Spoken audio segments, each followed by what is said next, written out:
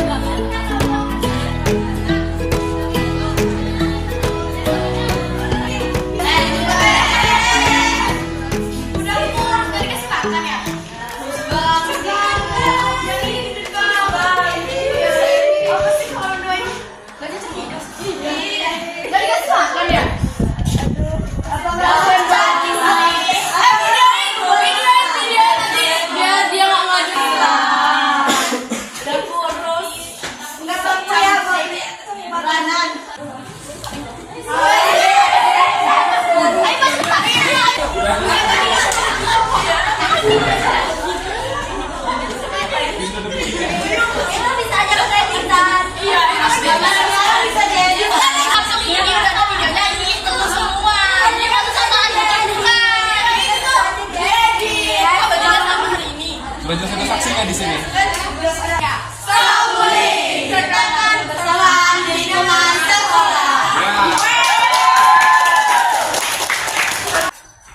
Kita tahu bahwa bully adalah perbuatan yang tidak karena itu menyebabkan rasa trauma yang mendalam bagi yang mengalaminya. Sebagian besar bully terjadi di kalangan pelajar. Penyebabnya adalah hal yang sepele seperti tentang fisik. Jika seseorang memiliki fisik yang kurang sempurna, stop bullying ya guys, karena bullying itu menyebabkan orang yang dibully itu bisa depresi, stres, trauma, hingga bisa dia tuh kayak bunuh diri. Jadi stop bullying, oke? Stop bullying,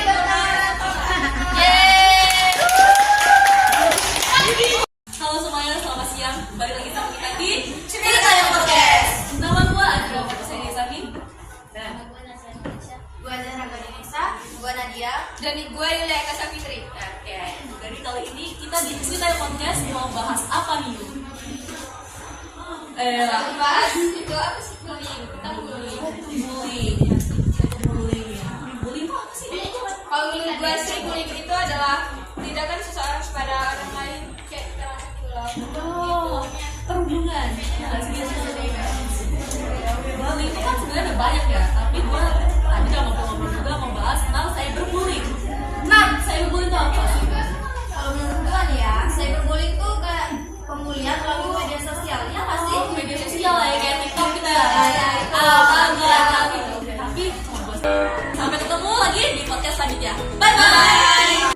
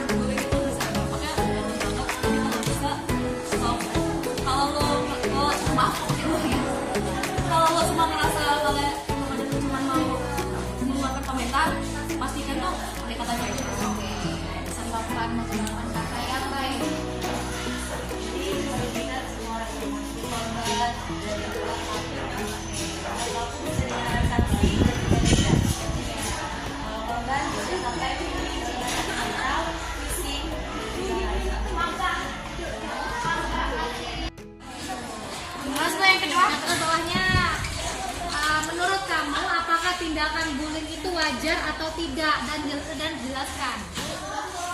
Yang jadi korban, maksudnya yang jadi korban ya pernah bahkan saya menjadi korban gitu.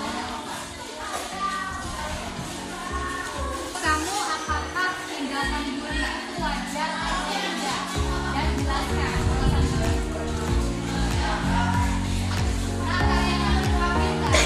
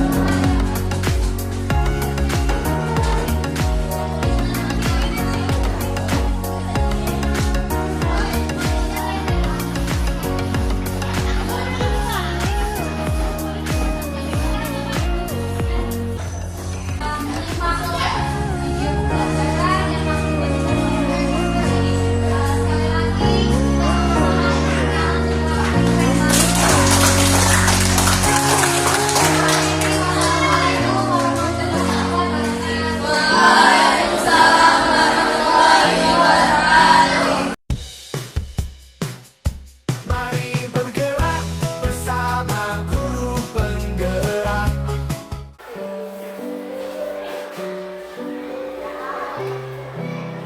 Assalamualaikum Bu Titin. Waalaikumsalam Ibu Rizka. Bagaimana kabarnya hari ini? Namanya Ibu Rizka gimana kabarnya? Ya, di sini saya mau mengucapkan terima kasih Bu Titin sudah menyempatkan untuk hadir di video saya Bu Titin untuk melanjutkan hasil usaha kita yang dia ada di observasi, kemudian ada observasi kelas, dan saat ini kita akan membahas hasil observasi. Iya, dari hasil analisis observasi pembelajaran kemarin, bagaimana kesan Ibu saat melakukan pembelajaran dalam kelas? Alhamdulillah pembelajaran itu lancar, kemudian juga saya melihat bahwa siswa itu lebih antusias lagi saat saya memberikan layanan berbeda dengan sebelumnya. Ya, baik Bu Titin. Sudah apa ini? Sudah apa ini? Berjalan Ya, Bu Titin, dari pembelajaran di kelas kemarin, kira-kira kesulitan apa yang Ibu lagi? yaitu kenapa mereka kurang fokus, jadi nggak bisa kayak apa itu mereka masih suka fokus ke saya, ada sesuatu hal yang sekiranya menarik hanya lewat itu langsung.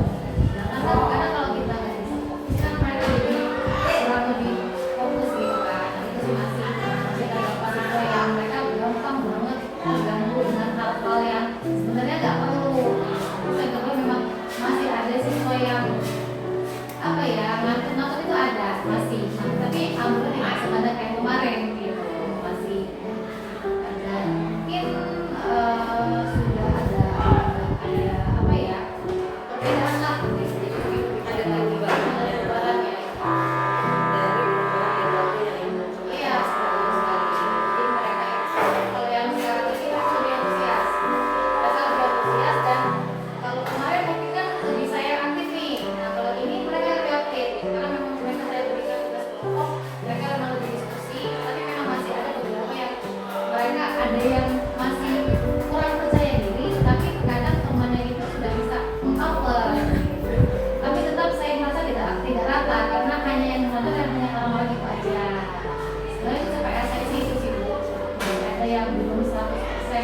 seru banget diskusi ya Pak. Jadi dari hasil pengalaman saya ini melihat dari proses pembelajaran mobil ini, kira-kira ini tindakan ke depannya untuk yang ada yang terganggu, siswa yang terganggu ketika proses pembelajaran, kemudian ada yang masih mengalami, mungkin tidak semua siswa lagi, tapi masih ditemui seperti itu.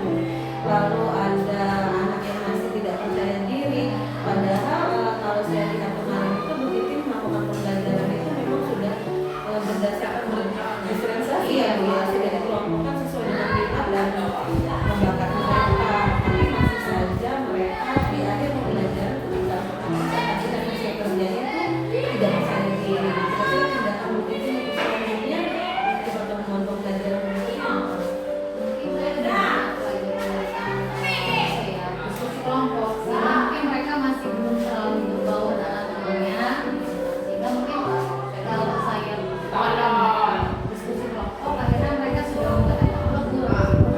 Terus saya juga akan memberikan motivasi. Mungkin saya ditanyakan apa sih sebenarnya yang menjadi kendala dia untuk sosial itu apa gitu. Mungkin saya akan mencari tahu juga tentang itu, tapi saya akan memberikan masukan terlebih dahulu. Kemudian saya juga akan memberikan spesifik karena setiap orang itu beda-beda. Saya akan spesifik kembali. Tapi ya sebelum saya memberikan saya lagi memberikan dulu sih sebenarnya apa yang tidak. Jadi memang saya lihat kemarin di kelas ketika observasi ketika di akhir pembelajaran